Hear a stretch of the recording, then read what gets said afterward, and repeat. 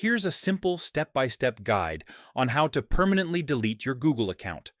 First, open any browser and go to myaccount.google.com. Sign into the Google account you want to delete. Now tap your profile icon and choose Manage your Google account. On the top menu, swipe left or right until you see Data and Privacy. Tap it to open your privacy and account management options. Scroll down all the way until you see More options. Here you'll find two important choices. Delete your Google account. Delete a Google service. Choose Delete your Google account. Google will ask you to enter your password again for security. Type it in and tap Next.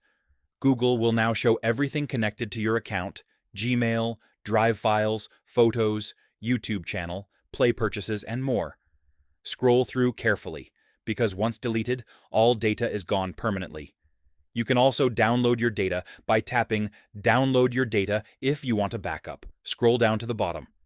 You'll see two checkboxes confirming that you understand your account and its data will be permanently deleted. Check both boxes. Finally, tap Delete Account.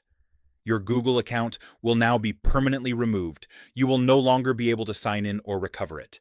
And that's it. Your Google account is now permanently deleted.